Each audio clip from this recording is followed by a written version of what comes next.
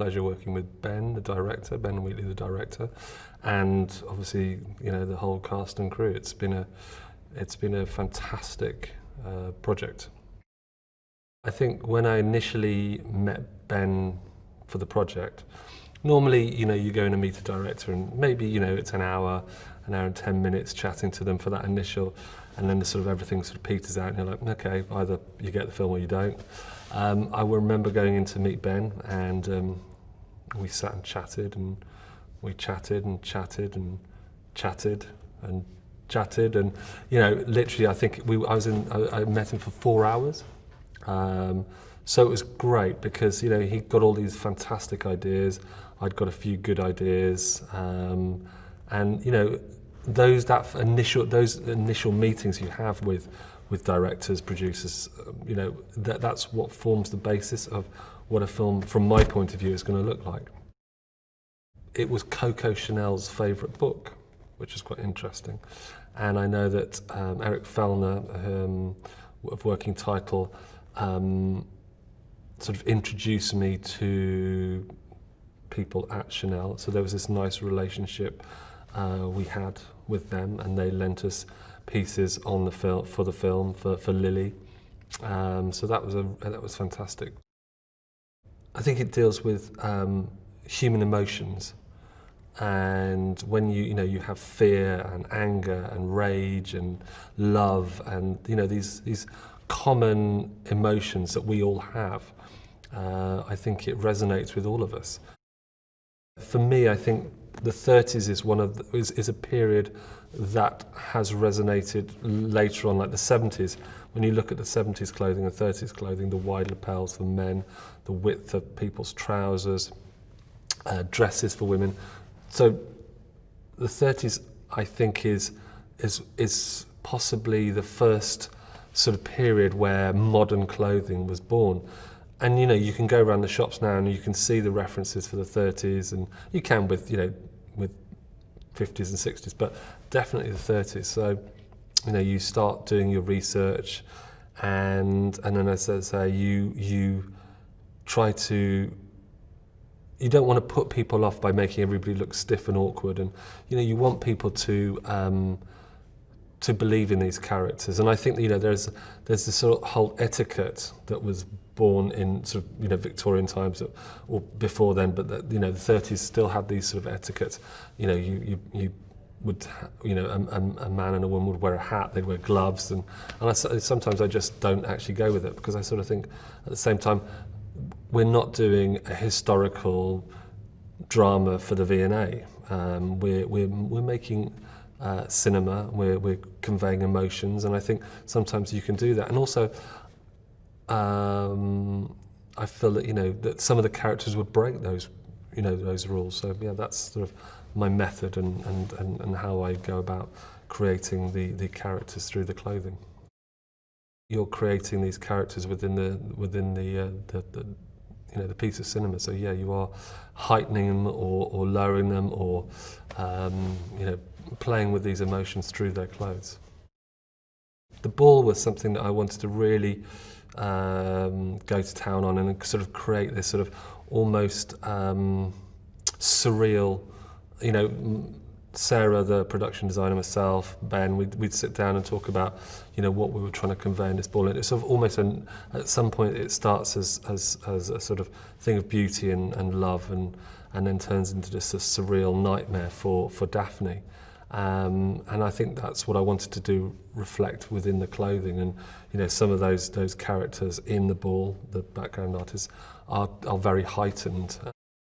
I'll do mood boards for the main cast, but also for the background cast, where, you know, I plot out exactly what everybody should look, and you have, you know, certain arcs for the colours and all of those things. So that's quite important. But yes, I think the background artists are as important, because they are part of the picture you're trying to paint.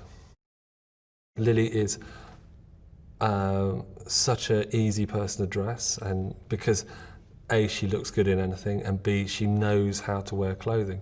Because you'd be surprised how many people don't actually know how to wear clothes, but she wears them to the best of their, you know, to make them look the best. where we first see Maxim, he is in a sort of gold-coloured linen three-piece suit. And when we talked, I was sitting around discussing fabrics with Ben, and I one of the fabrics that I really liked with this sort of mustardy gold-coloured linen, and I said, what about this? And Ben was like, that's fantastic. It's almost, he'll look like an Oscar. It's almost Daphne's Oscar.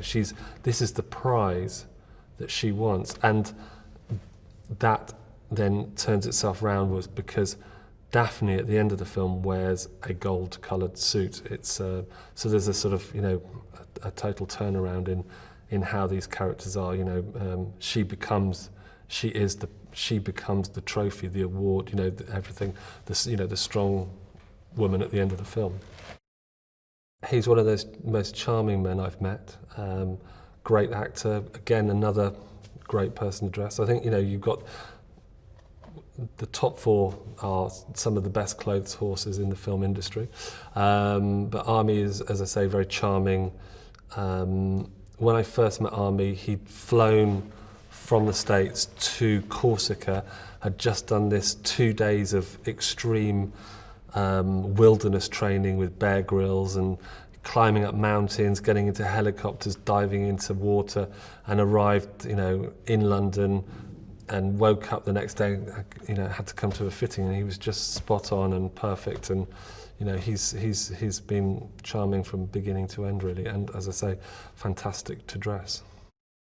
Anything that sort of we find of Rebecca's is quite unique in its own style or look. There's a pea green. Well, it's more like actually chroma key green coat, and there's a red dress that gets referenced throughout the film. We see a sort of a shadow of her throughout the film wearing this scarlet dress, and then there's a sort of an item of underwear that gets referenced as sort of sheer black chiffon, sort of very sexual as well. And so yes, it's even though we don't see her, she's referenced in clothing quite a lot, and it's quite important to the film. Well, I think when you have a director like Ben Wheatley on the film, he will make it unique. He is a fantastic auteur, and he has his own vision that will make it unique. He luckily, we still have filmmakers in the world that are like Ben, that make their films, and they don't, they're very visionary, and going back to the source material, I think is very important. And I think Ben and Naira, the producer, and obviously working title Eric, they collected an incredible cast and crew of people together, and will make it a truly unique experience. Ben's the definite person that binds everything together. He is he's the person you go to and has that vision to begin with, and then deals it out to everybody. But we all sit down and have meetings, and I've worked with Ivana before, and she's amazing. I've worked with Sarah before. She's an incredible production designer. I've never worked with Laurie, but he's fantastic. He's an incredible DOP that is so quiet and just gets on with his job, and it's a real pleasure to work with all of them.